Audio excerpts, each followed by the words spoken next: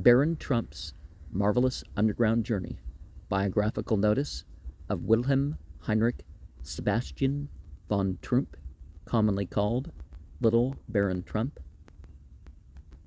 As Doubting Thomases seem to take particular pleasure in popping up on all occasions, Jack in the Box like, it may be well to head them off in this particular instance by proving that Baron Trump was a real baron and not a mere baron of the mind. The family was originally French Huguenot de la Troomp, which, upon the revocation of the Edict of Nantes in 1685, took refuge in Holland, where its head assumed the name of Van der Troomp, just as many other of the French Protestants rendered their names into Dutch.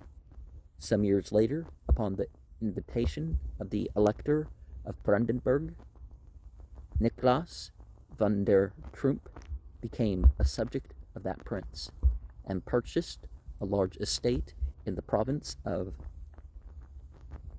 Pomerania, again changing his name, this time to von Troomp. The little baron, so called from his diminutive stature, was born some time in the latter part of the 17th century. He was the last of his race in the direct line, although cousins of his are today well-known Pomeranian gentry. He began his travels at an incredibly early age and filled his castle with such strange objects picked up here and there in the far-away corners of the world that the simple-minded peasantry came to look upon him as half bigwig and half magician, hence the growth of the many myths and the fanciful stories concerning this indefatigable globetrotter. The date of his death cannot be fixed with any certainty, but this much may be said. Among the portraits of Pomeranian notables hanging in the Rathaus at Stettin, there is one picture of a man of low stature and with a head much too large for his body.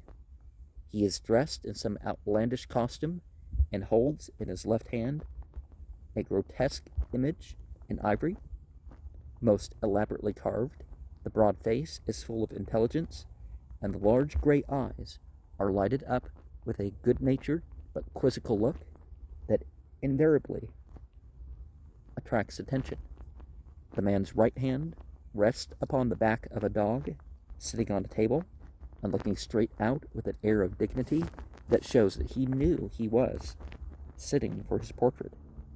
If a visitor asks the guide who this man is, he always gets for an answer, "Oh, that's the little baron." But little baron who? That's the question.